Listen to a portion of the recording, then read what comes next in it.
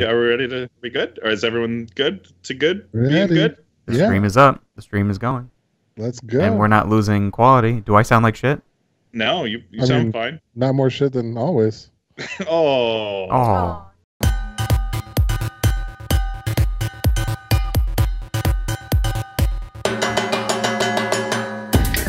Welcome to the Good Games Podcast. My name is James. I'm Leo. And I'm Justin. Hey, I can see you guys. Yeah. Whoa. Look at that. Look at those Guys, hands' worse. faces. Hopefully, everyone can also see us. This feels weird. There's Yeah. video now. We've This is- upgraded. It's better when it was just audio, I think.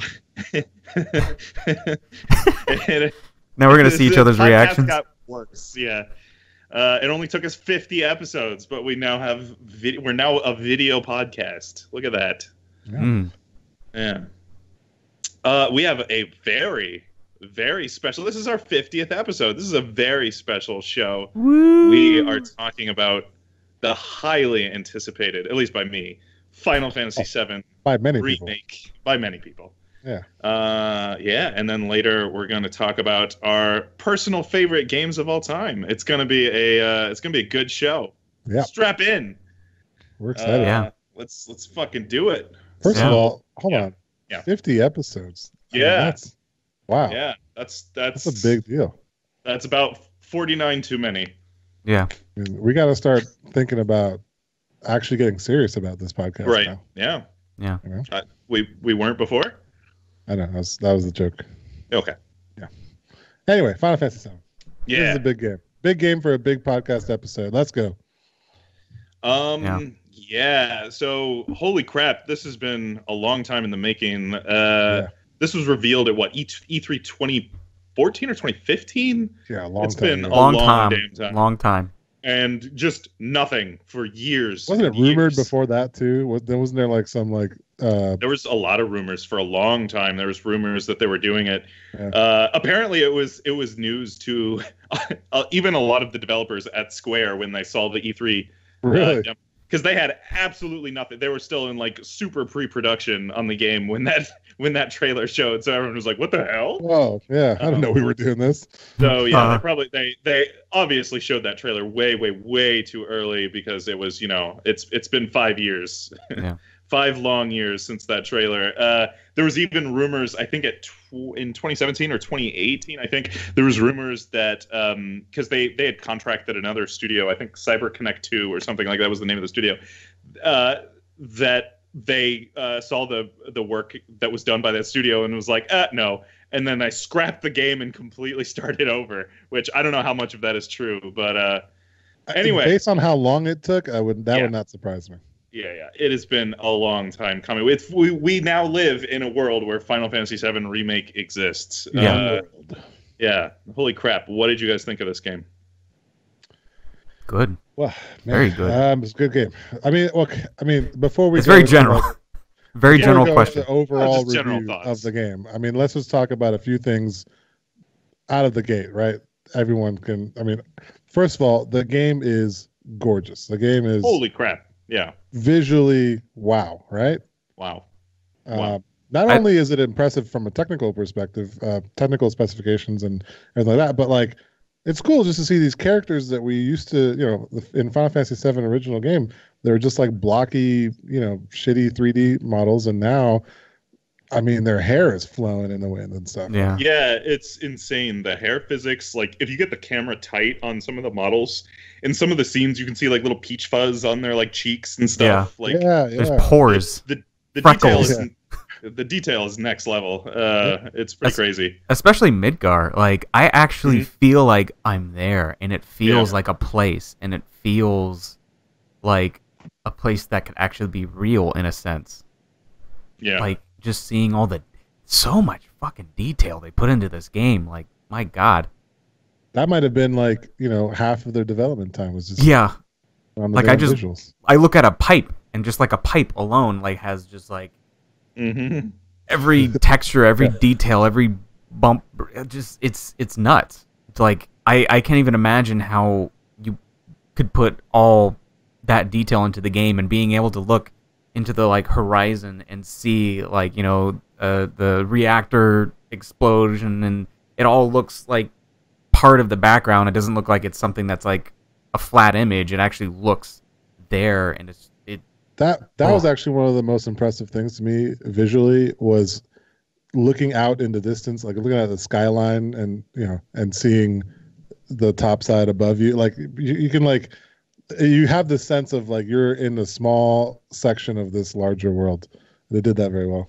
Because in the original, in Final Fantasy VII, it's just a fixed camera perspective, and most of the time in Midgar, the camera is, up top looking down at your characters. So one of the crazy things about Remake is you now have free control of the camera.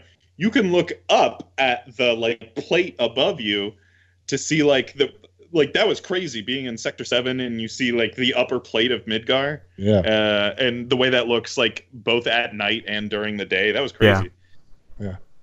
It did make me curious that like during the day, does Midgar actually get light? And I guess it does. Like it actually comes in, I guess it comes in from the sides. Being in Midgar at daytime was weird. That alone was an interesting part. Mm-hmm. Visually too, like particle effects and everything flying and when you're like fighting and stuff. Oh my god, yeah. The particle effects are crazy looking in the summons. Combat. Yeah. Visually just a very, very beautiful game. And I would say another thing that like is a given, but maybe James has, I know he's a little bit of an audiophile in games. So music wise, I found to be very entertaining the way they remixed some of the songs and recreated some of the songs and stuff. Hell yeah. I am all about. Now, okay, the original Final Fantasy VII soundtrack is like sacred to me. So I was really, really worried, and I think I expressed this concern in our one of the previous episodes where we talked about the original game, and I was like please don't mess up this soundtrack. Because like the songs in the demo were like good but safe. Like there wasn't anything, wildly different from the original sound. It stayed pretty close to the original. Yeah. And there is a mix of that in the sound. There's a mix of, let's stay pretty close to what the original track was. Some of my favorite tracks in Final Fantasy VII Remake were the ones where they were like, nah, fuck it, let's do something crazy with this. Like the Wall Market. I think it's called. I think the original track is called. Oh, I can't remember what the original track is called. It's not Under the Rotting Pizza. Anyway, it's the bum bum ba dum bum bum bum bum bum ba dum bum bum. In the remake, they reimagined that as like a dubstep, like hip hop. Yeah. And it's you can still just hear the melody, right? I cannot, when I hear the original track now, I cannot unhear the dubstep version. Right. Like, I really, really liked that interpretation of that song. That was a good one. And is it just me, though? I feel like, I don't know what the soundtrack looks like on paper, like as far as like all the tracks in this game, but it seems like there were times where I almost was expecting a certain track to start in a certain part of the game, and I didn't hear it, but I didn't notice that I didn't hear it. And they were playing maybe just some other kind of instrumental, orchestral, whatever. And then suddenly the classic track that I expected would kick in. Oh, and man. I was like, oh, yeah. Okay. Oh, that felt this so game good. does that so much. It just like withholds, and then it's like, bam, we're gonna hit you with the nostalgia. Yeah. I like that a lot. Yeah. My favorite instance of that was in the first time you go into Don Corneo's mansion. Mm-hmm. They play like an interlude of Don Corneo's theme, but it like fades into this like new version of it, and I was like, oh, that's weird. Like, did they like reinterpret Don Corneo's theme? Like, it sounds weird. Like, that's not the right thing. But then later on, when you come back and you're, you've cross-dressed as Cloud, you're in the thing. Then they hit you with the full like da da da da da da da da da da. And I was like, yes! It makes it so much more impactful when you finally hear that. You're like, oh, there it is. Yeah. So I was a big fan of the visuals and the music, voice acting. Not in particular the lines, but the quality of the actors doing the voices. I thought was really, really good. Yeah. Same. Yeah. Same. I was afraid of Barrett just because Barrett is such an over-the-top character and was kind of a stereotype in the original. Right. I think they kind of nailed it. Like they walked the line between staying true to that character and like not being an outrageously like angry stereotype. Like I think that actor found the good middle line there. That was good. Cloud was good. Cloud had a couple lines that made me laugh out loud. There's a lot of lines, and that's why I definitely have like a pros and cons list, and there are things in my cons. And the voice acting is in my pros. Voice lines is definitely in my cons. There's hit and miss with the voice lines. Yeah. There's some that is good and some that is clunky. Yes. There's some things that seem out of place, or like they were trying to re-input the same lines from the original game, and they're like, with voices that doesn't sound so great. That was the thing, right? There's definitely some parts like it's like if this was just text, it would be much more passable. But I think because it is voiced, makes it worse. Yep, that definitely happened a lot. There was a couple of good reads though. One in particular is when Tifa first realizes Cloud is cross-dressing. Yeah. Tifa's like, Cloud? Is that? And Cloud just goes, yes, it's me. I nailed it. I know. Can we please move on? Like, I remember that part. It was pretty funny. The way he like delivers that line, I was like, oh, like you nailed that line, buddy. There's like, some good acting. There's some really quality acting, and there's sometimes some shit lines, but I really think the actors make some of those like interactions really, really good. They were all good. All the main cast is very good. Aerith is good. Cloud, Tifa, Barrett. And then there's also some hidden gems of voice actors that sound like really famous people, at least, like the guy who sounds like Kronk, who apparently was his son. It's his son, Patrick Warburton's son is voice acting in the game, and apparently he sounds like his dad, which makes me happy that voice is going to carry on for like another generation. So yeah, there's a guy who sounds like Patrick Warburton, and I don't know if he plays any particular characters, but I know he has like a bunch of like nondescript extra. Like when you're just walking through an area, you hear a lot of just voices. Just randomly hear him, and you're like, what the hell? He was given a line where he's like hitting on Tifa, and it's just like an extra throwaway. Like, he's like, "Oh, Tifa looks so hot tonight." I'm like, what? Was that Patrick Warburton? Like, what? Yeah. Hey, Tifa, you're looking pretty good. That's exactly what it was. And I was just like, what the hell? Did they hire Patrick Warburton? I feel like there's a lot of people who would play this game and just never notice that, But to me, I was like, whoa, what that could do. But then there's also like this Sam Elliott voice-like guy. He does he's the really deep voice Chevy commercial guy with the thick mustache. Which character did he play? He played the cowboy chocobo dude. Oh, yeah. So he's like Sam. I think. Yeah. So but yeah, when the first time that guy talked, I was like, "Whoa, is Sam Elliott in this game? What the hell?" But I think it's not actually him, but it's definitely like they went for him as the voice, of the traditional cowboy. I don't know. And also, as far as famous voice actors, John DiMaggio, who he's done a bunch of different voices. He's probably best known as Jake from Adventure Time. Bender. Yes, yeah. He's done a ton of different voices. He voices Heidegger in this game, which is notable only because he's already voiced another prominent Final Fantasy character. He was Wakka and Kimahri in Final Fantasy X. So Wakka, Kimahri, and Heidegger are all the same voice actor. Amazing.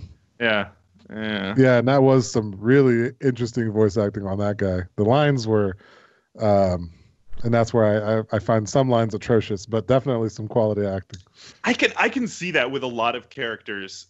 I think there's going to be a lot of mixed opinions on, maybe not so much with the main cast, but a lot of some of the other characters. Like, because in the original, Heidegger is supposed to be a very like over the top like comic relief character, and that's not really. That's not really the role he plays in this. He's just kind of this like one-dimensional villain, like super cringy to me. Yeah. He's, I don't know. They kind of changed his character a little bit. He's I don't know, not quite comic relief anymore as much as he is just like a cartoon character where he might as well just be petting a cat, being like, yes. which almost works as comic relief, but kind of, yeah. not as funny. I feel like. Yeah. Okay, and then this is one that's will probably. Well, okay. Well, this will probably be more debatable, but I find that I have it on my pros list. I was really happy with the materia system. I was really nervous that like they would change it too much or anything, but I was happy that it was, kind of an homage to the original. Yeah. Yeah, I think, in my opinion, they fucking nailed the combat. Like, combat, yeah. I really like this game, and I do have a lot of criticism for this game, even though I really, really like it. As far as the combat goes, they pretty much nailed everything. Combat, I absolutely love the combat. That was so much fun. It's so exactly the right mix to me of kind of live action combat with a menu system. I love the way the ATB gauges worked. Yeah. Yeah, it was the way everything slowed down but didn't stop completely. Dude, this is great. Yeah, because you could like evaluate the situation before you actually choose to do the action. Yeah, it's just craziness. Stagger. A lot of like frenetic stuff going on, and then you get that ATB, and you can kind of slow down and set like, whoa, what's going on here? Like, I like that trouble. The stagger system was like a way of making assessing characters useful, which is good. Like you actually want to see people's weaknesses. Is critical in this game. Yeah, you have to assess every enemy. I love that. I mean, I think that's great. Yeah. They nailed it. They nailed the combat, and especially as like a Kingdom Hearts fan, it reminded me a lot more of Kingdom Hearts than like Final Fantasy 15 did. It's somewhere in between. It's this amalgamation of like Final Fantasy 13, 15, and Kingdom Hearts. Yeah. But somehow when you combine all of those like flawed systems together, somehow you like mix them all up and it's like perfect. It's perfect. Right. Yeah. It almost makes it seem like those other games were just like trial runs to nail down the combat for FF7. Yeah. Because they have the stagger mechanic from 13. They have, by the way, did you experiment with the like classic mode or whatever they call it? If you turn on classic mode, basically what happens is your entire party just auto attacks, and you can just pause it whenever you get an ATB to issue commands. So in that way, it's basically just Final Fantasy 13, which or it reminded me playing the classic mode. I switched it over to classic just to see what it was. Yeah, it reminded me no control of the characters. You have minimal control of the characters. They kind of just auto attack and do what they want, like in 13, and then you can just issue commands when you get ATB. Well, but see, I wonder if that would clear up one of my first cons about this game, which just seems like a good segue for. I wonder if in classic mode the ATB gauge more uniformly gets incrementally goes up for each character then, or do you still have like a main character in classic mode that you are playing as? Or it's one of my biggest cons about this game, it was just way more of a nuisance, was the AI is god awful, and when you're playing your main character, you can auto attack and stuff and whip up your ATB gauge in like seconds. Yeah. And the AI, like, I don't know what the hell they're doing, but their gauge doesn't fill up like ever. Like, so unless you are switching characters to manually control the other characters, those gauges. I noticed that. And I think that's exactly what they want you to do. They want you to be switching characters, boom, boom, boom, boom, boom, all throughout the fight. I don't like that. You don't like that? I'm not a fan of that at all. Oh, wow. Okay. No, I really, like, once I realized that's how the game is intended to be played, like, you can't just, I get that. But it would be nice if maybe there was an option that made AI smart. And, like, I just want to control I just want to be Cloud and make AR actually do stuff. But, like, it's not just they're using their abilities and stuff. It's like right before this boss is like a super telegraphed move that's going to annihilate anyone who's in this path. Oh, I'll just fucking stand like right there. Yeah, no, my favorite was like Barrett running into the lasers in the beginning. Just that just gives you like an idea of how the AI is. And he's just terrible. Yeah. As soon as you realize that the AI, it's not that the AI, I think that's kind of on purpose. I really think the game designers want you to be switching characters constantly. But there's some situations like that where like you can't stop all three characters from running into the damn laser because this boss is like telegraphing this attack, right? Right. It lasts like 5 seconds or whatever. The boss I'm thinking, I remember this really pissed me off on was like on the second mission, I think, or I can't remember which boss it was, but he had like this long, Hail Mary, like couple feet wide beam thing or something, and it was super telegraphed. And if I were to switch characters, then the other two characters would just run towards the boss and get caught in the damn attack. So it's like no matter what you do, you can't not get hit. And it wasn't like a one hit kill or anything, but that kind of thing was just it happened a lot. Okay.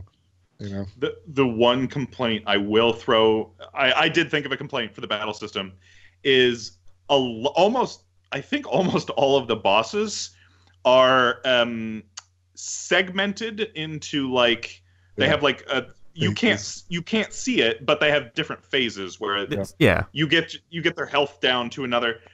My one complaint is if you don't know when the next phase is triggered, sometimes it'll eat, like if you cast a really powerful spell or use one of your ATBs or God forbid use a limit break right before one of those phase change, it'll eat whatever you did. So like I did that a couple times where I used a limit break and then the damage got eaten as the phase switched. I was like, oh, what the hell? That happened. That happened to me on the tutorial. Oh, when you first get the limit break and it goes, oh look, you got limit break, and it explains the whole thing. I used it and the scene switched like that, and I wasted it. Well, what's cool about doing that in the tutorial, which is what happened to me, and I totally agree with you, James, because that happened in the tutorial, I never used my limit breaks for the rest of the game until it was like almost guaranteed to be the last move. Same. You're staying there. You're right there, right? You're there. You're not moving. Okay, doing it now. Yep. Yeah, I never knew when those phase shifts were going to be, because it was almost always like at quarter increments of their health bar. But I was like, oh, what if it's not this time? What if it's like an 8? I think the simple solution to that is either just don't let the damage get eaten when you switch phases, or just have like an indicator like show on their health bar that it's segmented and like something's going to happen when you tick off that last bit of health. It's funny you mentioned that specifically, like the little ticks on the health bar, because it reminds me of the conversation we had with John Shahada about Monster Hunter. I wanted to tell John, like, if you want to do Monster Hunter right, like look at boss fights in FF7, because they take forever. They have a ton of health. It feels very similar to Monster Hunter in the way you are playing the game, but it's very obvious, at least in terms of overall health. If we had those ticks, it would be even more obvious of phase shifts. I think that would be cool. Well, there's a lot. The difference is, and I agree, my complaint with Monster Hunter is that the boss fights took forever, and there was no you had no idea how far along. There was no feedback of like, am I close? Am I 1/100th of its health away, or am I half health? Like I have no idea. Ashley played a lot of that game. I know she would agree with you. That was a big complaint of hers. It sucks, right? But then FF7, it's like some of these fights feel just as long, but guess what? The whole time you're seeing progress and you're seeing feedback, and there you go. This is how so much more feedback. You not only do you have the health bar, but like like you see that little indicator, like whether or not the enemy's pressured. You're like, okay, that's I can what you're keep doing up. Effective, right? Is what you're doing effective? You know that pressure, and then when it's staggered, all right, now it's time to unleash all my best damage dealing moves. It's a great combat system, really. Great combat system. Honestly, this might be my favorite Final Fantasy combat system. It was so much fun to just. I would say that too. It was just fun to fight in that game. It's a little tough to kind of pick up at first, but over time, definitely, I feel like you mold it to how it feels for you. Like I'm still kind of like still figuring out how my dodges are really gonna work, but I've actually felt like I'm starting to get it down pretty well. There's a huge learning curve on that combat system. It took me a long time to realize, like, okay, all the characters work differently. Like that's the hard part. Yeah. Cloud's Punisher mode is fucking insane. Like, you gotta be Punisher all the time. Like, basically, always want to be in Punisher mode unless you're fighting something aerial or nimble or whatever. But that's an interesting like balance mechanic. I like that too. I love Punisher mode because I like doing damage, but now I can't fucking move. So exactly, yeah. I love all the character designs. Like Tifa feels so rewarding to play. So much fun. God, I just want to play Tifa the whole time. Yeah. I want there to be a mode, yeah, because you can switch who you are in combat, but you can't out of combat. You're basically always Cloud outside of combat, with a few exceptions. But like, Yeah. I want like no, I want to make like Tifa. Like, I want to play as Tifa. I want to play Tifa remake. Final Fantasy VII Tifa's story. Yeah, well, of course, she's also like one of my favorite characters in the entire Final Fantasy series. So, love seeing my bae. Yeah, Tifa's so much fun. Barrett's really fun. Yeah. Nah, well, see, that's where I disagree. Barrett, Really? I think it's trash in this game. What? I mean, just amazing. in terms of combat. What? There's so many enemies that like you can't do anything to unless you have Barrett. He's a very important character, but you just sit there and press square, like, and then like every once in a while press triangle every once in a while. So I figured it out. So every character basically has like two attacks. So Cloud has he has his normal sword thing, and then triangle switch to Punisher mode. Barrett has, if you hold square, he does the machine gun, and then if you press triangle, he charges big shot. Yeah. I realized what it is with Barrett is it's like a timing thing. You want to hold square until his clip is empty, and then press triangle as soon as his clip is empty, because you can combine his reload animation with charging big shot into the same thing. Right. So you can both reload and get a big shot charge. Still feels boring just to sit there holding square for 20 seconds. I don't know. I suppose, but like both him and Aerith play an important role like, in that. You'd be like Cloud, you're like, oh, the sword, and you're like Tifa, and you're like, da, da, da, da, da. And you switch to Barrett, and it's like, yeah. But and he says all the witty dialogue. You get all this shit. Like, yeah, take that. Like, yeah, it's fun. I like Barrett. Yeah. All right. I enjoyed Barrett. Yeah, he's fun. What else? So now we're getting more towards the cons. Yeah, there are a lot of things I love about this game: the voice acting, the music, combat, visuals. AI, I had a problem with during combat. I mentioned that. Yeah. Okay, so this is probably the biggest complaint I have about this game, and I don't think it makes the game bad, but I do think it's very, very noticeable, and I hate it, and that is the pacing, and I call it the Hobbit effect, and I've talked about it since before this game came out. This is effectively the first 5 or 6 hours of the original stretched out into a 30 to 40 hour long game. There's a lot of parts of that stretch out that is fun and entertaining, and I like learning about, extra things about the world. Like but there's a lot of parts that are just like, why the fuck am I riding on a motorcycle for 3 hours fighting this random other soldier guy, or Rosh or whatever his name is, or why am I like the like moving from one area to the next is like a 3-hour process of, oh, you got to climb up this ladder and then go this little puzzle platformy thing for hours, and it's like it just feels like there's parts of this game that they're just stretching unnecessarily. Yeah, there was one part in the beginning where you're trying to get out of like the destruction, and you literally climb up an entire fire escape, go on the roof, jump pretty much to another roof, and then climb down an entire fire escape, and there's no dialogue or anything other than like a helicopter or something, or like things. People on the roof. It's little things like that they do 1,000 times in this game. It's like an extra minute here, extra 5 minutes here, but it just makes it feel like the pacing is just ungodly slow to me at times.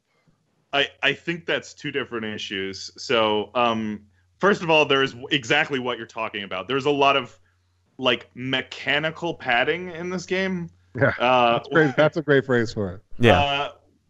And I know the area that I noticed this the most at was the collapsed passageway with the fucking like little hand things. Oh my god, the hand. That was really tedious. Dude, that thing was so stupid. Yeah, because like the puzzle is not difficult. You like pretty much see what you have to do immediately. It was just like the tedium of like manipulating everything and like Like there's that. There's the mechanical padding, and there is what a lot of other people are complaining about, which is like the story padding, because there is. There's two things. There's a lot of they've taken like.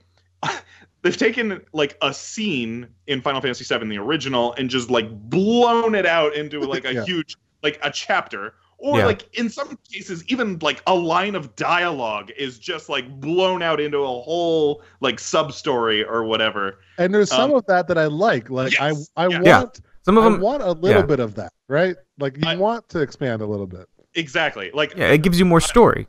Yes, I'm not.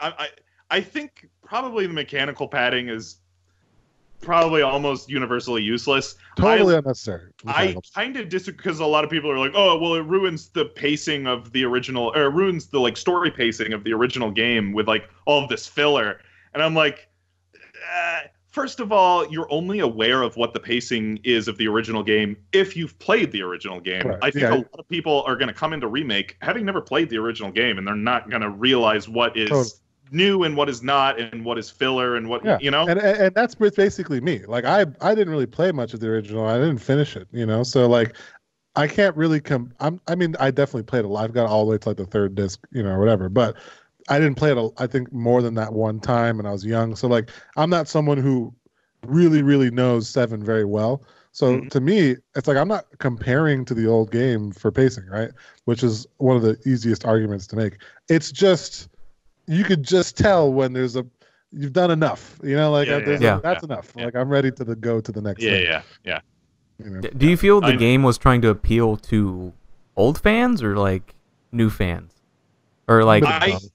I exactly. I think it's a little bit of both. There is stuff that is definitely for. I can't wait to talk about the ending. We'll get there. There is stuff, specifically with the ending to this game, that is definitely for the old fans. And then there's stuff that I think is probably just universally appealing to old fans and new fans and whatever. One of the weirdest things about stuff for the old fans is every now and then they'll just give you like a 10-second pan of a character that is totally outside of the, like, if you're a new player in this game, which I can tell those moments. I'm like, what the hell are they showing this character for right now? Please tell me the moment you're talking about, and I hope it's the same. I had what the fucking fuck I said out loud when they showed this character. Okay, all right. What's the moment you're talking about? The first one was Kate Sith. What the fucking fuck was that? What was that? I don't know what that was. It was so pointless. Like I was like, what? The most bizarre. What the fuck? Yeah. It doesn't make sense. Okay. It was pure fan service, right? Okay, here we go. This is mild spoilers for the game. Prepare to be fully spoiled. Mild spoilers for the game. So in the original, the Sector 7 plate collapses. Shinra takes the whole plate and they drop it on the Sector 7 slums in order to squash Avalanche or whatever. So there's this huge, like, tragic scene where this plate is falling and millions of people are going to get crushed and, like, die. And you're seeing all your favorite characters die. And you're like, what the? Oh, no. Like, what's... It's a very, like, heavy scene. And all of the fucking sudden, they cut to Kate Sith, who is, like... I don't mean Reeve. I mean Kate Sith, the like little cat puppet thing. Yeah, just the whatever cat. The fuck it is. And in Remake, they have not introduced this character yet. This is the first time we've seen this character. They just cut to Kate Sith, and he's just like crying, and you're like, what? I'm sorry, what? What? Is that how we're going to introduce that character? So confusing. I can only imagine people who have never played Remake before are just going to be like, why the fuck did they cut to a fucking personified cat for 5 seconds? Like, what?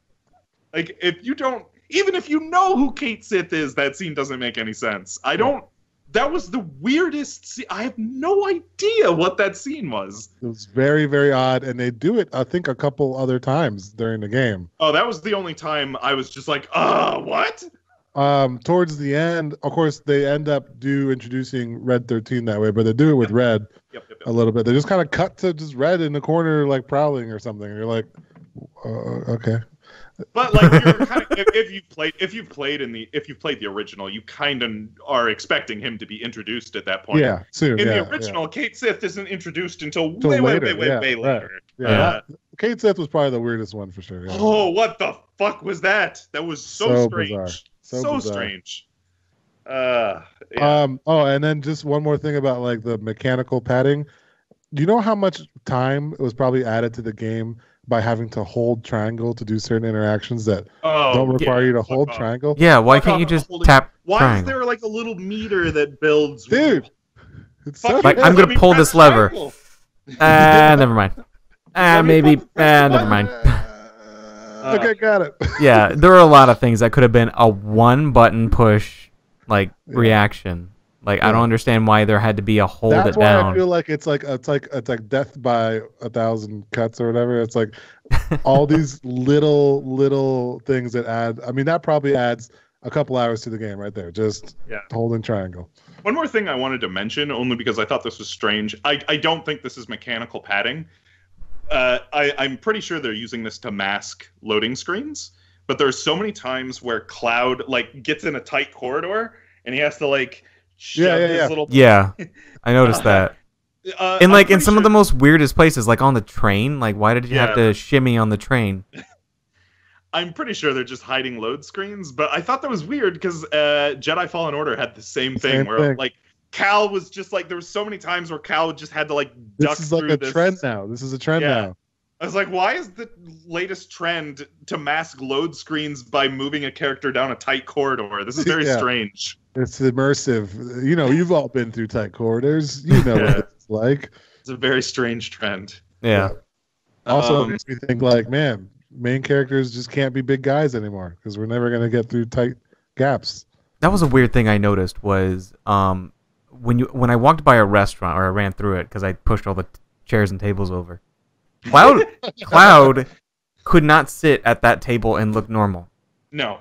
Barrett even worse because the chair was like this and Cloud was like huge.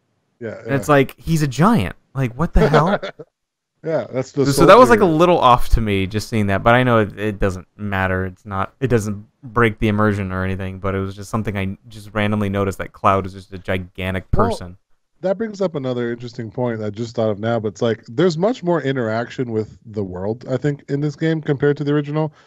Like there's definitely moments where you're kicking stuff over or you're watching a cinematic of them like lifting something and it made me think of things I never thought about before, like why can Cloud wield this giant sword that probably weighs hundreds of pounds, like as if it was a fucking toothpick, but then like he has to take 30 seconds to shove a container. Someone had a video that was cross-cutting. There's a scene where Cloud and Barrett are trying to open a door, and they're just like, argh! And then they cross-cut that with the end of the game where Cloud is using his sword to like cut through enormous chunks of metal and like just like concrete and like like wait a minute, what? Does he have to be warmed up in order to use his super strength or something? I guess. I don't know. Yeah, maybe he's like Yoda or something, where he's got to like tap into the Force and then he does a bunch of flips. I don't know. Yeah, that was something that like people always talk about. Some of the effects of him being this scrawny dude being able to do certain things is like unrealistic. But until playing this game and seeing that dichotomy, I was like, wow, this is weird. Like, why is it so hard to open this door if you're like this super strong dude?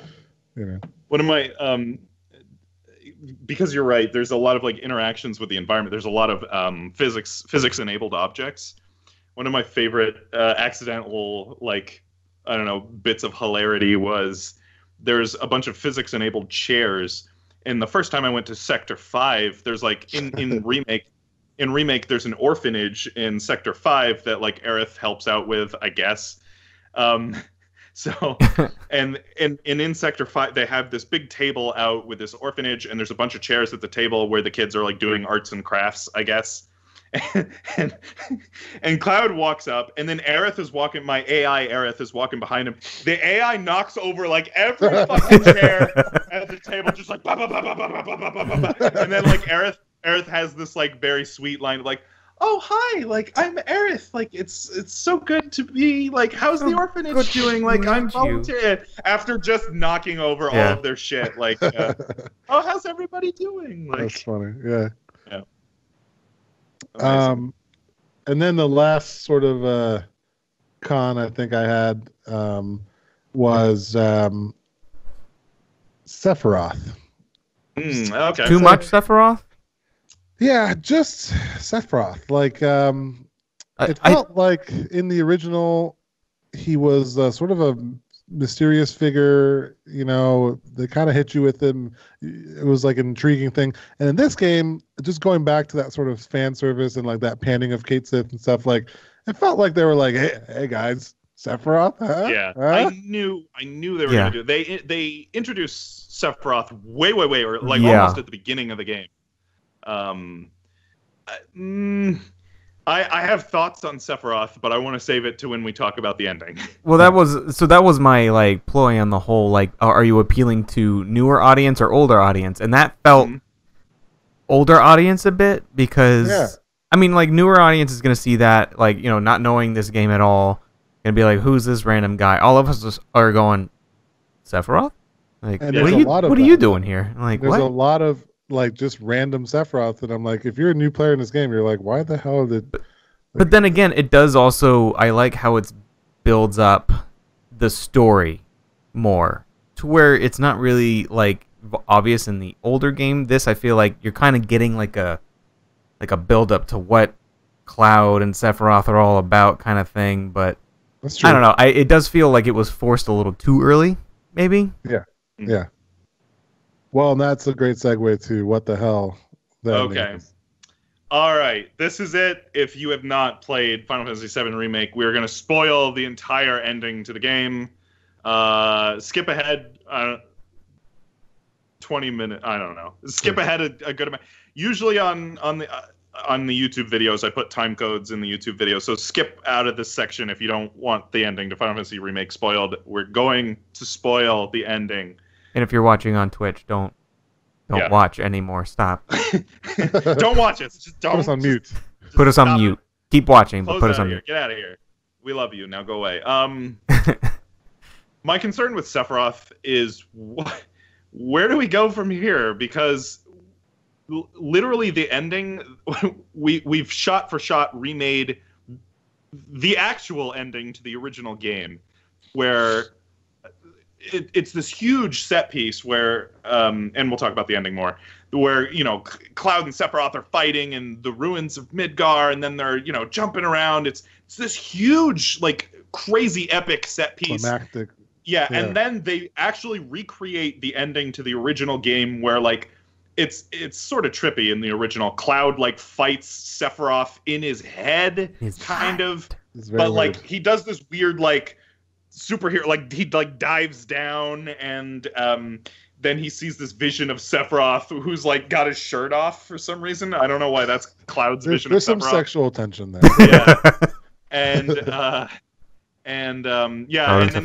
he duels Sephiroth and does the Omni Slash and all that. They recreated that, and like the epic battle with Sephiroth is the ending to Final Fantasy VII Remake, which is supposed to be the first part in a series of games. So where do we go from here? We recreated this epic duel with Sephiroth. Are we going to have an epic duel with Sephiroth in every subsequent game? Because I feel like there's diminishing returns on that. Yeah, they kind of shot their load really early. Right, yeah. I mean, it was cool for sure, but there's going to be diminishing returns if we're just going to redo this every single game. And, okay, so part of it, I think, makes a lot of sense because effectively what they're doing is resetting everything. And they have all these little wisps that were flying around the whole game, and basically these whispers or whatever are now telling us that, you know, nothing is everything and everything is nothing, and now we don't know what's up and down, and everything you expected could no longer be depended on, and now they can kind of do whatever they want with the story. So yes, Square and Tetsuya Nomura have kind of been tongue-in-cheek fucking with us. Yeah. Especially with the title of the game. Final Fantasy VII Remake is not... well, it is a remake of the first part of Final Fantasy VII. But it is also referring to remaking the timeline of Final Fantasy VII. It is both a remake and a sequel. Because Leo mentioned there's these Guardians of Fate, or the Guardian... I can't remember what they're called. I knew every time they're those Dementors things, is what they are. basically. Yeah, Dementor. That was my first thought. Just stole them from Harry Potter. Yeah. But every time they appear, and I realized this, and I was like, what the hell are they doing with this?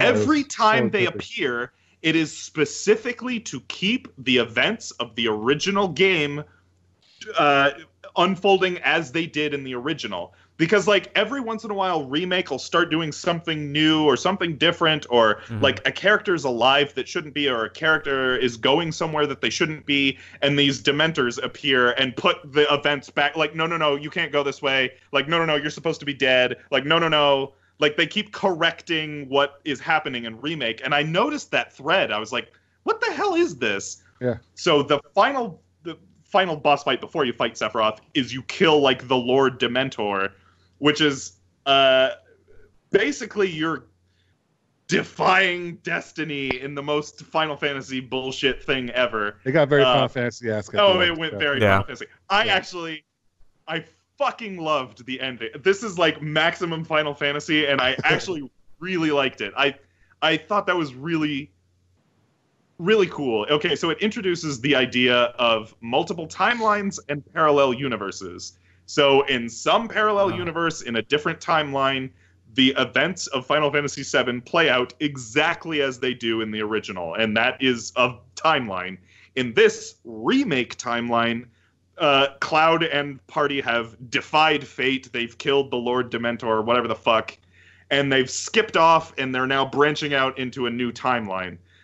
So in that way, it is both a remake and a sequel to the original game. Now the events of whatever they're going to do next, they can just do whatever the fuck, I guess. Clean slate. They're not necessarily beholden to what happens in the original game. I think that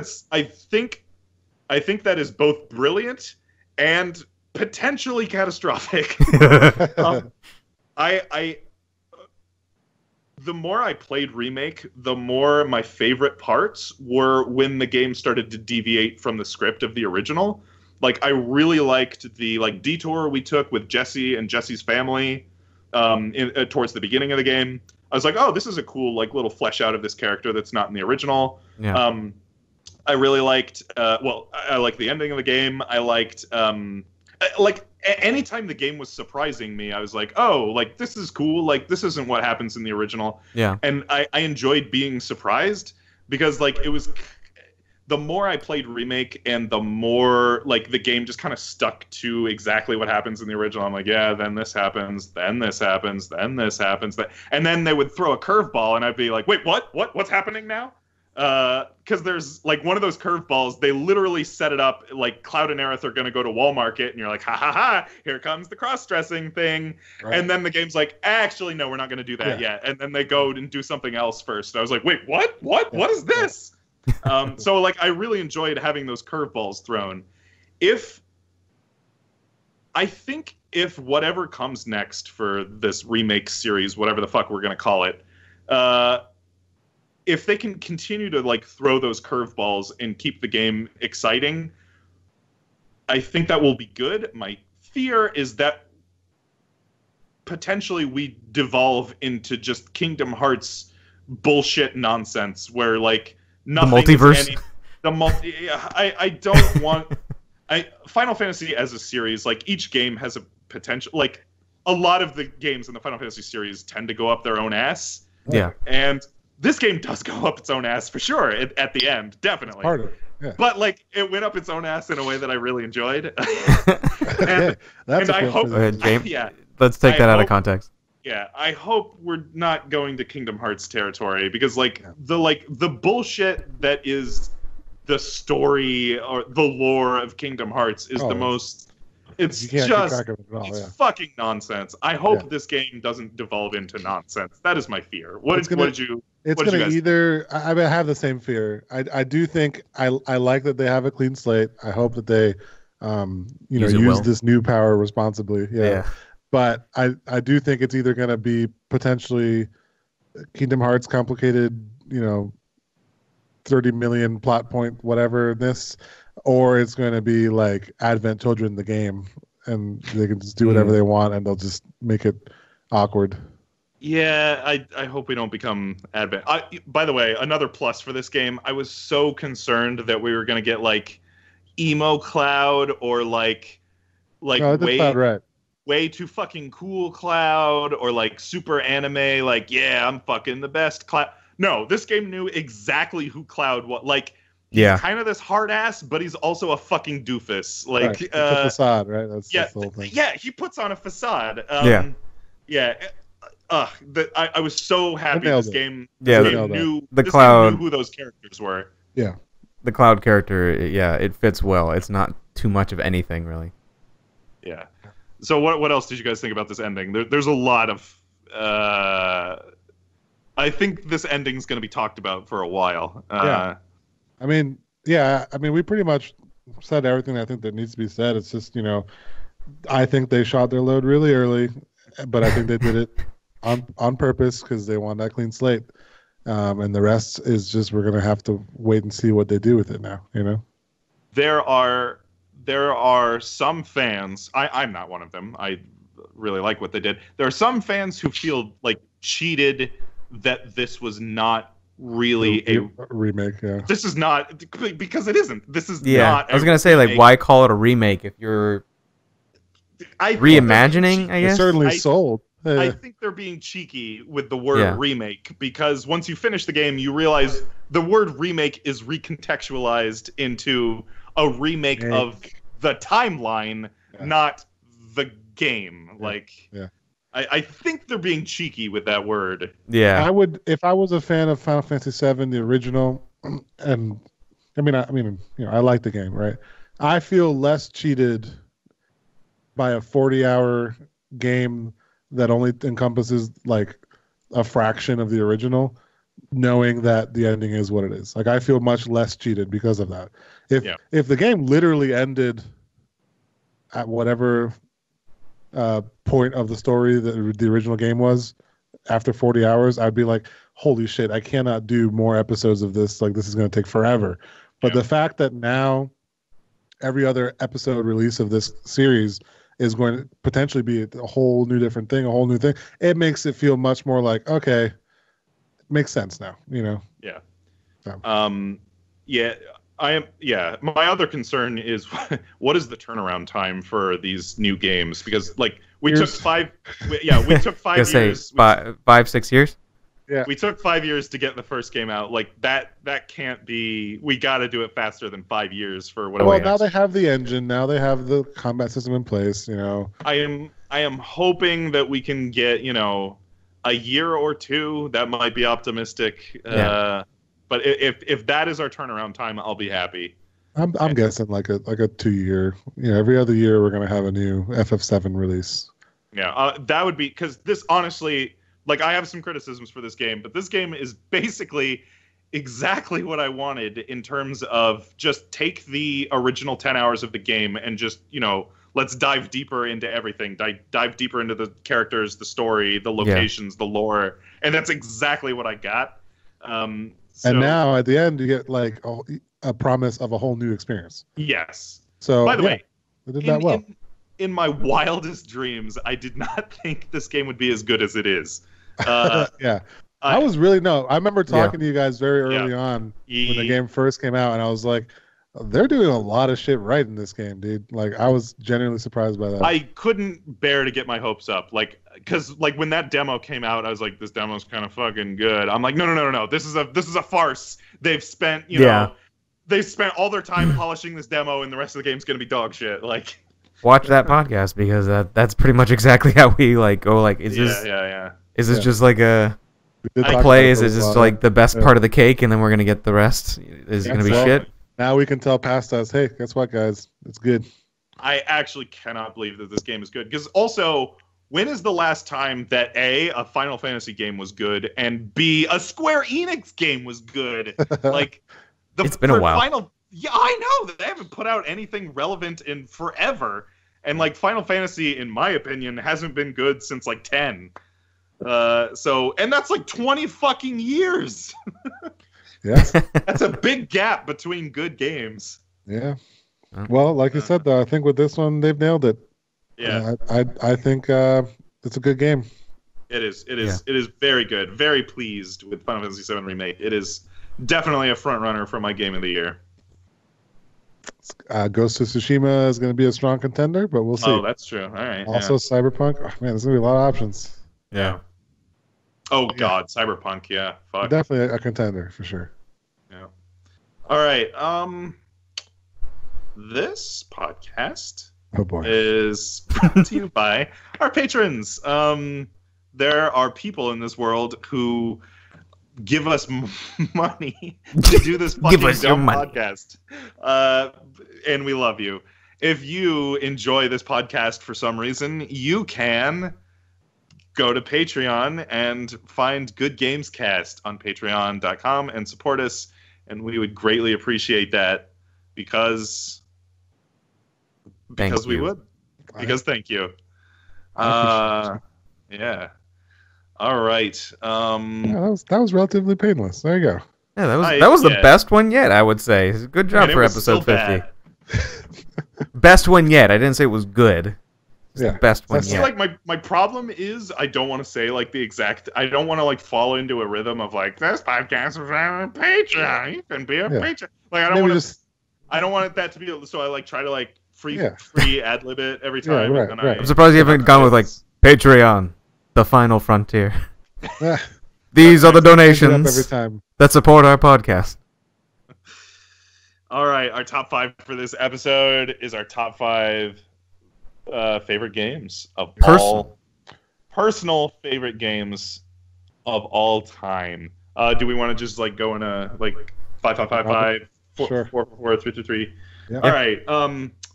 I will start. By the way, I looked at my top 5. We've done episodes on every single one of my top 5 favorite games. So really? Nice. Yeah, find the corresponding episode if you want to know more about James's top 5. my personal top 5. My number 5 is Dark Souls. I think Dark Souls is a fucking masterpiece. Similar to Final Fantasy VII Remake, I think the game is brilliant but flawed. Like the original 2011 Dark Souls definitely has some jank.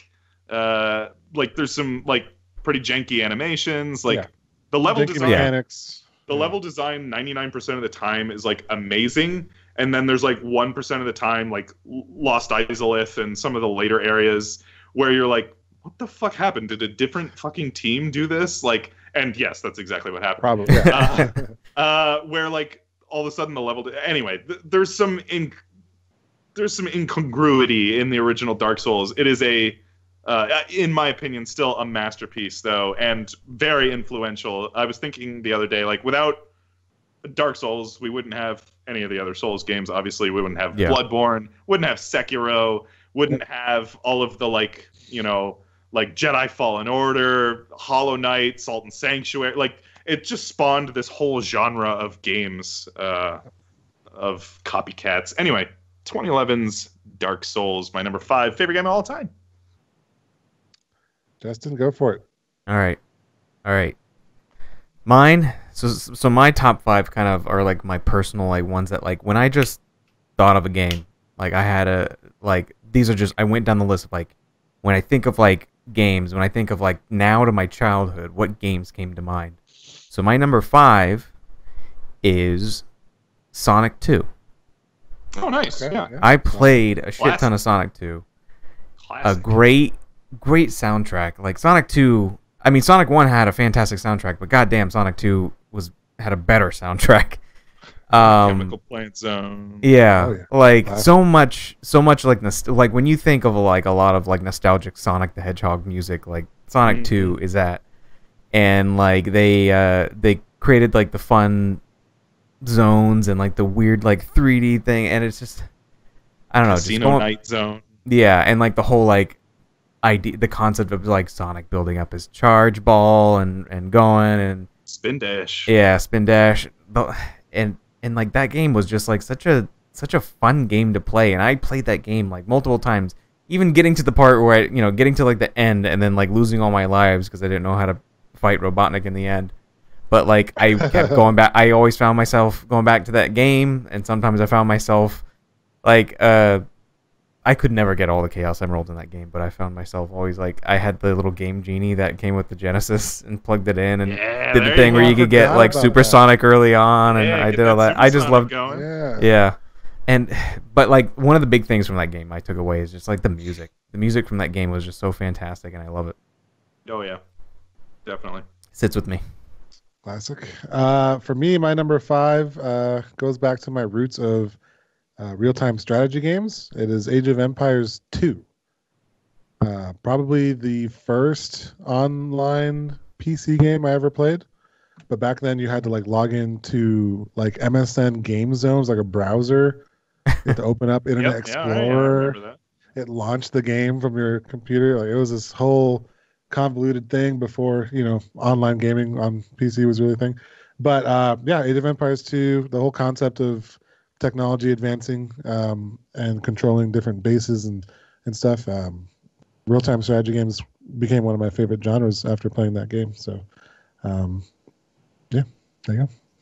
That's my number 5. Nice. My number 4 is 2018's Super Smash Brothers Ultimate. I'm a big fan of the Smash. Ultimate.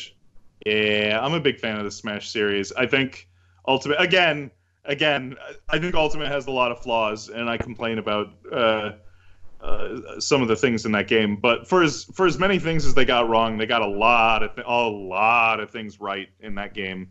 I mean, obviously they got online play wrong again. Yeah. There's a couple of characters that are kind of stupid in that game. There's a couple of mechanics that are kind of stupid in that game. But for the most part, like from a competitive, and I'm approaching this game from a competitive standpoint.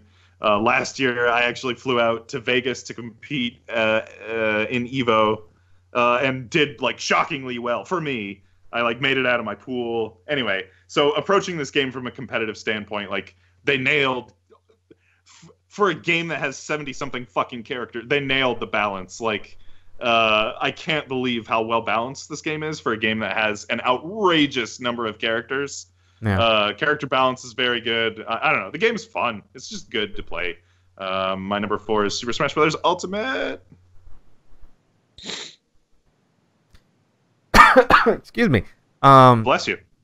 So my number 4, again hitting back to like the childhood and just remembering playing this game like so much, and because it was such a expansive game to play, and it had like so many different things to it where it was always interesting. I'm putting in Banjo-Kazooie. Nice. Again, awesome. A game that had great music, but like one of the things I take from Banjo-Kazooie were all the different levels in that game. So like when you think back to like Nintendo 64, there were a lot of games like that came out, like Mario 64, and then you have Banjo-Kazooie. Even think about now, so where they tried to essentially remake Banjo-Kazooie making Yooka-Laylee.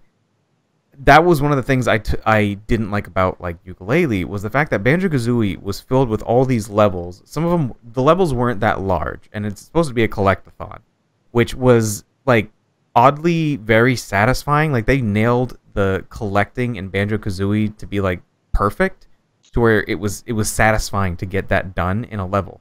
Where like Yooka-Laylee, where they tried to do it again, the levels seemed so fucking massive to the point where you didn't know where you've been or where you've gone and where this shit could be. But like Banjo-Kazooie just felt so perfect in that sense, where it satisfied that whole like, oh, I want to 100% this level. I even felt like it was like one of the probably the games that drove 100%ing something, because that was like one of the main goals. It was like a game that slightly rewards you for 100%ing, and like you almost like felt like you had to do it. It was like fun to explore. Yeah, it was a great game to explore, and every single level was different and unique, had a new kind of puzzle, had a new kind of thing, and it's it just stuck with me. I remember just playing that game so much. Great game. Nice. My number 4 goes to Grand Theft Auto Vice City. I would never have guessed your top 5. AoE 2 and Vice City. I'd never guessed that. Vice City is one of my favorite games of all time. I like a lot of the Grand Theft Auto games. I do like sort of sandboxy games in which you get to just kind of like mess around and goof off and do evil things. So I love doing evil things in games. I like it's from the perspective of the drug overlord. Like it's basically Scarface, the game, which I love that movie. I like all the Grand Theft Autos. I think if I had to pick one, it would probably be Vice City because of just that particular theme, the whole Miami Vice, the whole 70s, 80s theme that they're going for. All the music was like some of my favorite like 80s songs and stuff on the radio.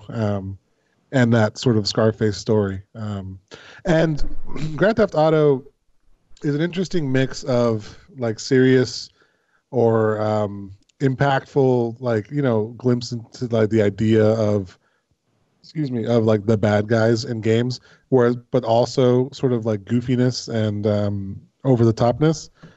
I think back in like Grand Theft Auto 3 and Vice City, the goofiness and over the topness was a little bit more subdued. Once you got more into the one that takes place in LA, I forget what it's called, and now into Grand Theft Auto like 5 and stuff, like it's just like so over the top and so ridiculous that it starts to become a slight turn off for me. So yeah, GTA Vice City, man, that was my shit back in the day. Never would have guessed that. Yeah, I had some good times in Vice City.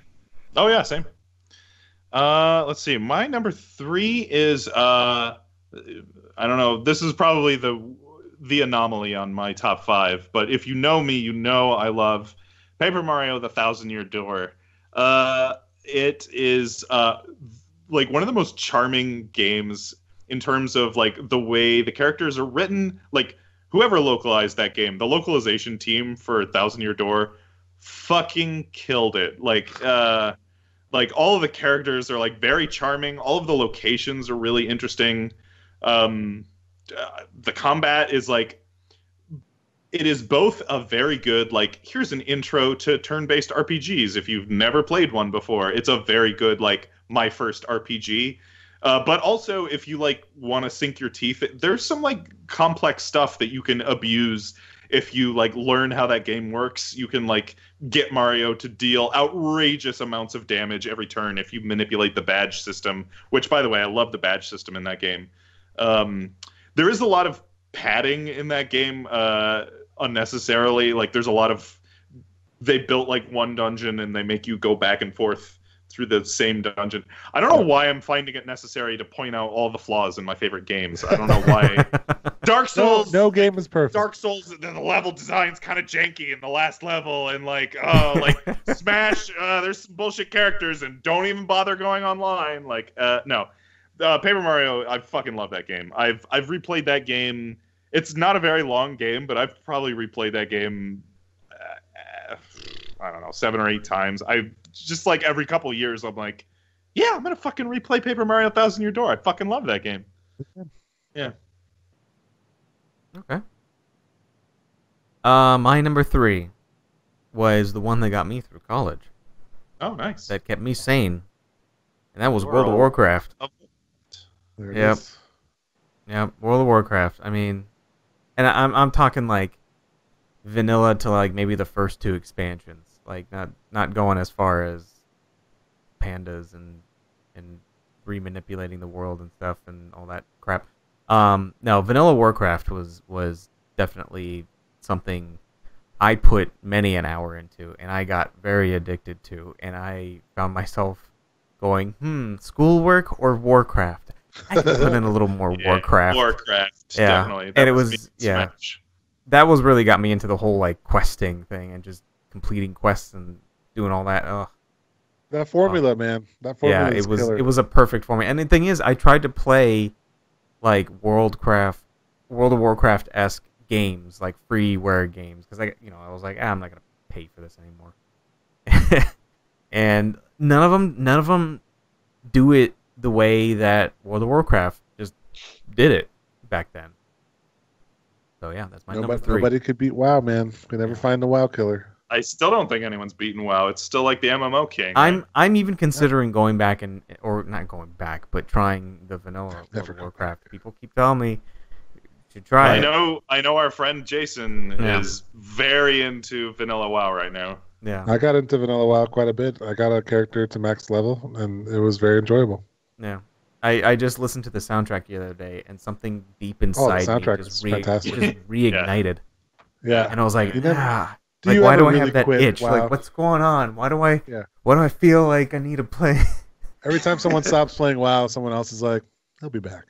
yeah, pretty much. I bet you if I go back, my guild's still going to be alive. Somehow. Yeah. Oh, yeah. We're at what, number 3? My number 3 is also a Super Smash Brothers game, but it is not Ultimate because I had the most fun and the best time and the most hours into Smash Brothers Project M. Nice. Which is sort of a reimagining of Super Smash Brothers Brawl, and it was meant to make it more like Melee, I guess. I like it more than Ultimate. They're very comparable to me, I guess, but I like because Project M, the whole concept was to add all these other ridiculous characters. There's like pros and cons. Like Project M, I think had more of like that open source feel where things didn't get fixed, things didn't get balanced necessarily in a timely manner. Some things were just broken, right? Not as many licensed characters, obviously, but some also just like some shenanigans. People like putting in random skins and. It's just it was a lot of fun. It was a fun time of Smash Brothers.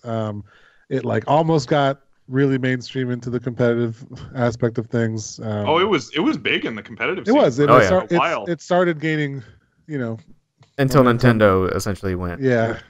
Stop. No more. People are liking this too much. No. Yeah. Let's make our own version. Right. Well, hang on. Newsflash. Beep beep beep beep beep beep. Yeah, what's this? Update. Getting something. Development. Yeah, I'm getting something from myself. Development on Project M was cease and desisted by Nintendo lawyers, I think in 2016 or 2017. Right. A couple months ago, a fan mod of Project M. So now we're like levels deep. Project M is a mod of Brawl. There's now a mod of Project M called Project Plus. Yeah. That is a balance patch for Project M that also introduces Knuckles. So there's just another character now. They added Knuckles to the roster.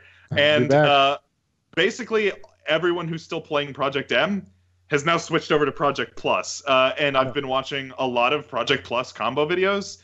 They added, in addition to rebalancing some of the characters, they gave some characters some new moves, like some new animations. Anyway, Project Plus and some new levels, some new, it's just a fresh coat of paint for Project M. Project Plus looks real fucking good. Like if I wasn't balls deep in Smash Ultimate, I would definitely be looking at Project Plus again. It looks real good. Project Plus. Yeah, I mean, I think it's just it's like a fun spin on the series if you are a fan of the more Melee style mechanics, and then it just opens up the roster and all sorts of fun stuff. So like how they put in Knuckles but no Waluigi. Still no Waluigi.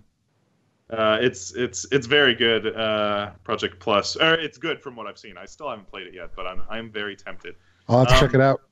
Project Plus. My number 2 is 2017's The Legend of Zelda: Breath of the Wild. It's fucking amazing. That's already in just the 3 years of that game's existence. I've already played through that completely 2 times now, and I was fancying going a 3rd time the other day, and I was like, no. Let me not wear that game out already. Yeah.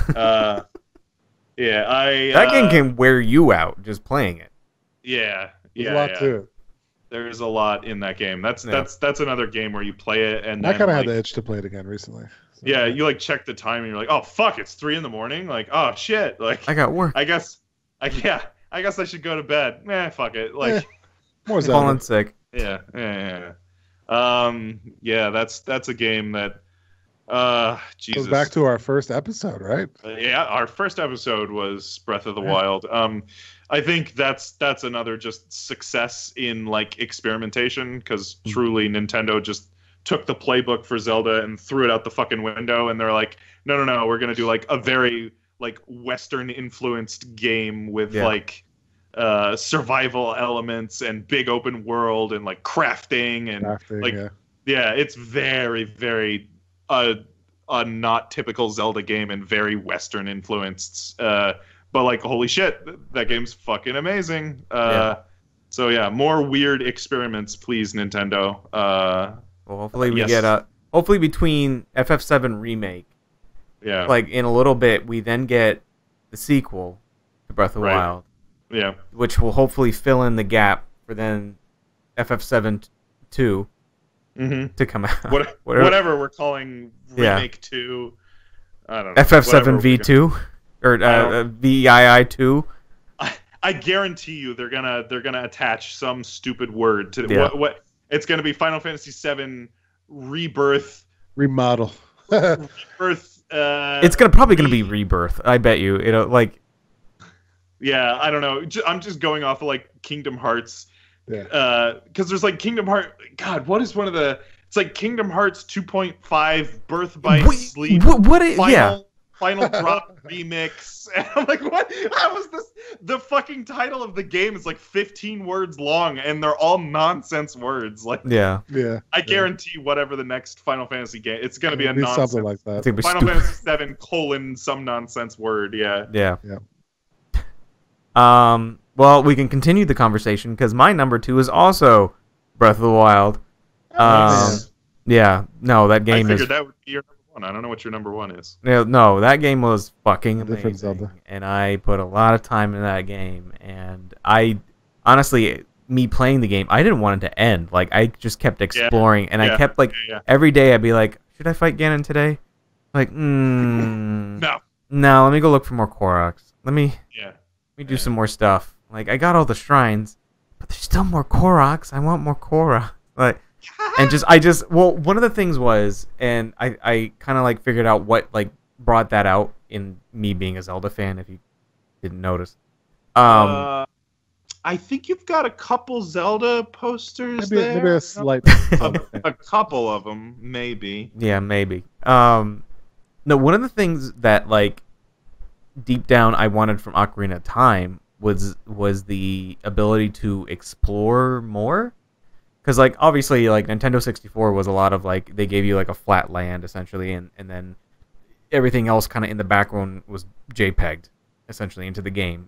But like you would look at something and be like, I want to go there and see what that's like to be in that place over there that you can't. Well. Breath of the Wild gave us that. And it brought out that whole, like, I wanted to explore, which was one of the things that people criticized Skyward Sword for not having, but people really wanted, was, like, everyone thought, oh, there's going to be flying in the sky, and you're on the ground, there's going to be all this exploration, and really wasn't that. Really.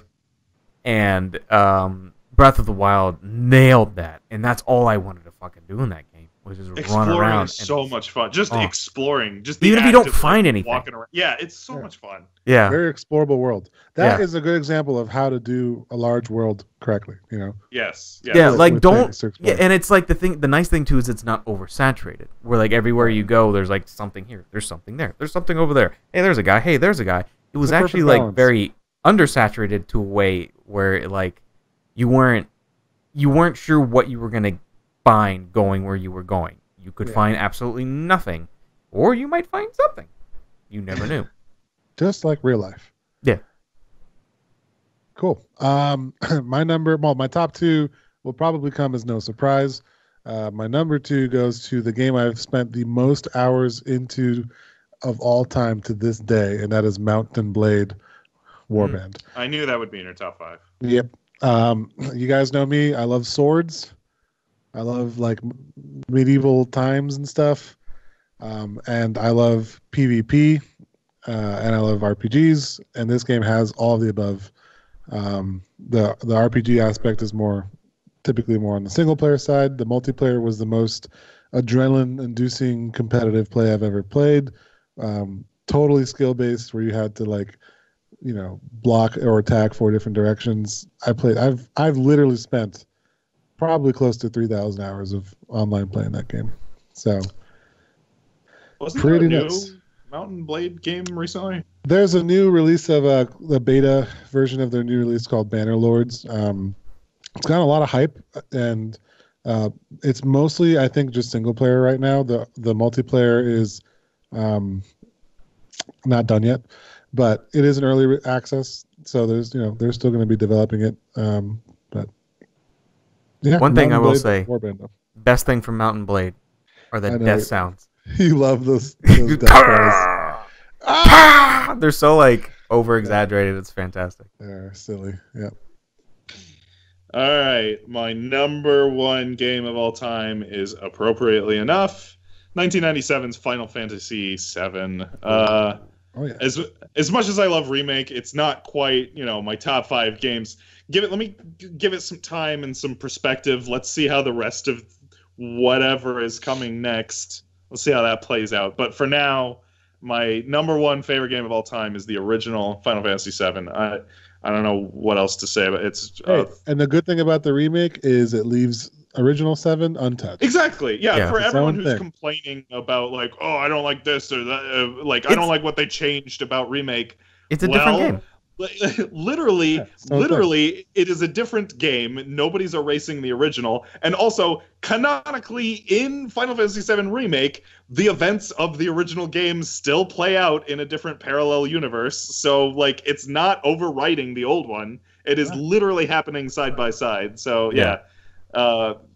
Still go play the original. I actually played before Remake came out. I played just the Midgar section of the original. I'm so glad I did that. There's so many tiny little details about the original that I would have forgotten if they weren't fresh in my mind, that they like replicated in Remake, that I really appreciated.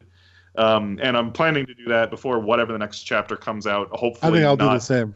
Yeah, hopefully really not back. in another 5 years or whatever the fuck. But yeah, Final Fantasy VII, it's really good. All right, my number one may also not come at much of a surprise.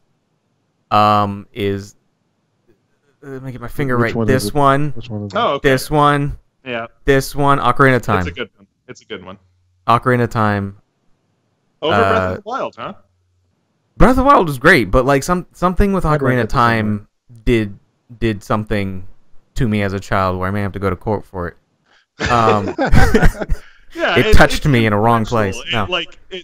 Because you play it. Because for me, Final Fantasy VII did the same thing. You play it so it enraptures you in such a way that like shapes your taste in every other video game, and you see you compare and see every other video game through the lens of that one game. And that's how I tend to always gravitate to is I compare things to Ocarina of Time all the time, and it's like. It's just the one game that changed my whole, like, to be honest, it's probably what like made me into someone who wanted to play more video games in a sense. Like you might think it was Link to the Past, but even Ocarina of Time beats out Link to the Past in that sense, is that it stuck with me, and it was a game I repeated I don't even know how many times. Yep. And I wouldn't say I put like more hours than I did in Warcraft. I know I put a lot of hours into Warcraft, but Ocarina of Time that's my childhood. You can always go back and play it too. Like I still have it. Like, hey, want to play some Ocarina of Time? If you can see here, that's my original Nintendo 64 sitting right there.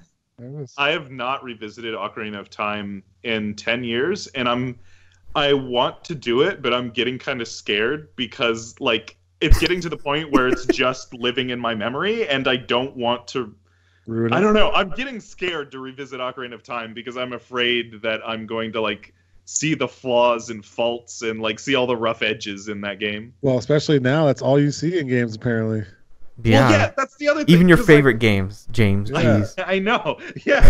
Now I'm gonna because like you tear it apart. I can't unsee all of the flaws in like all my favorite games, so I'm afraid because like Ocarina of Time is still like perfect in my mind, and I don't want to like go back and be like, actually, this game's kind of shitty. Yeah. Yeah. I don't think I could replay that game so much. Yeah. I don't think I would I ever find get it to that very point. replayable. Yeah, I think it's as well. I'm sure it'll be fine, but I don't know. I'm worried about it for stupid reasons. I don't know. That's fair. That's fair. Well, and my number one also will come as no shocker. It is Shenmue 1. It is not really that influential of a game, I would say, for a lot of people, or even for me as a gamer. I don't really think so. It's just the right mix of everything I love. It really just is. It's like it's got your kung fu, it's got your, simulations of real life, it's got your vengeance story, and cheesy action scenes. It's fantastic. It's a fantastic game. It was ahead of its time. I will say 1 is specifically the one I'm choosing because 2 and 3 are not, I don't think, at the same level, but Shenmue 1 is totally worth playing. It just sucks that it's such a cliffhanger, but all right, well, that's our that is our 50th fucking episode. Oh shit, no, we gotta endorse some stuff. All right, I've been talking a lot. I'll go real quick and then I'll shut up. I am going to endorse Taika Waititi's 2019 film Jojo Rabbit. It is about a kid who is growing up in 1940s Germany. This kid's a Nazi, and his best friend is an imaginary Adolf Hitler, who is played by Taika Waititi. It is, as you would imagine from Taika Waititi, who directed Thor Ragnarok and What We Do in the Shadows, it's kind of humorous, but also kind of like serious. It is a humorous movie that also communicates some like serious messages. It is very good. Jojo Rabbit. Okay. Check that out. Yeah. What do you got, Justin? Actually, I'm going to go back to something I mentioned earlier. Something I started doing because it just brought back that nostalgic thing in me was listening to the World of Warcraft like vanilla music. The way they wrote that music is actually really like relaxing. Oh, I love that. Really, Yeah. Just like the Elven Forest is like very like kind of calming in a way. And I found like one where they put like the original like water noises and like forest noises on it, and like I don't know, it just like I felt I used like to leave that game on and then just go to sleep just because it was the best thing to fall asleep to. Cause, back then I could just like, AFK. I just leave it on and then just like go to my dorm room bed or whatever and just like jump in. I feel like all my endorsements have been music. Have been something I find on YouTube. I'm not even a WoW fan, but I like that soundtrack. It's good. Very relaxed. Just a good soundtrack. And the thing is, I noticed the sound bites sound a bit like the original Warcraft games too. Yeah, they go for that sort of style. Yeah, so it almost like kind of puts you a little bit more backwards into the nostalgia a little bit, hearing those like sound bites and stuff. I think Blizzard has always spent a good amount of time and money into their compositions. For music and stuff. There's one thing Blizzard does right. It's music. That's true. My endorsement, you guys can't really tell, but I'm sitting in a new chair. Hey. And I would recommend and I would endorse everyone getting a new chair. At least maybe not if you don't need one, but this is a new chair. I need a new chair. Yeah. Dude, this one's like the mesh back and the whole thing. We're still in quarantine era. Where a lot of people are spending a lot of time at home. I've been working from home full time now for like 2 months, and I'm sitting at this computer all day. And then I might get up every now and then typically we'll come back to the PC to do some gaming or something at some point at night. And I was, just had this chair that I'd just had for a while. It was peeling. It was no padding, no like I was just sinking all the time. Every time you sat, it just sank all the way down. It was all, and I just never bought a new one. I just, I'm going to endorse, buy yourself a damn new chair. It's like not that expensive. It's really not that much effort to put together out of the box, and I'm like 1,000% more comfortable. So if you're like me and you're just procrastinating on buying a new chair, just freaking buy a new chair. Nice. My last chair was practically like a circle on the bottom, and then like the bars that went up, and then a circle attached to those. Oh, yeah. So that was extremely uncomfortable. So now I actually have this whole thing Yeah. And it's got armrests that I can adjust. It's just like it's the man. standard. It doesn't have to be like a full leather chair. It doesn't have to be a gamer chair. This is like the one where most of the material is mesh. Yeah. And like it's a cushion bottom. Chair, man. Yeah. Just get a full chair. It's just about support, that would be my recommendation. Is get one that like actually like you're not you don't feel like you're trying to balance your back on something. Yeah. Yeah. Like something's cradling you. The soft embrace of a new chair. Yeah. All right. Anything else? Not for me. All right. I don't think we really know what our next episode is going to be, but we're hoping. I'm guessing this is going to be the new standard of That's us doing video chat. Yeah. I think this is going to work out. So look forward to whatever our next episode is being in some sort of video form. Yeah. Yeah. I think that's an episode. So for the Good Games Podcast, I'm James. I'm Leo. I'm Leo. And I'm Justin. All right, we'll see you next time. See ya. 5-0.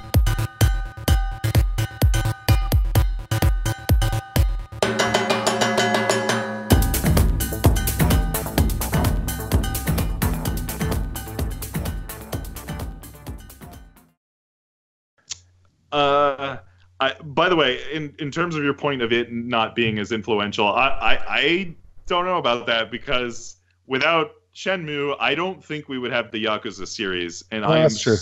I'm so fucking hyped for Yakuza 7. By the way, it's Yakuza 7 in Japan. I guess they're localizing it here as Yakuza Like a Dragon. I guess it's like a soft reboot of the Yakuza. Anyway, series. Like a dragon. I don't know if you've seen the trailer. There's some they've taken out redonkulous.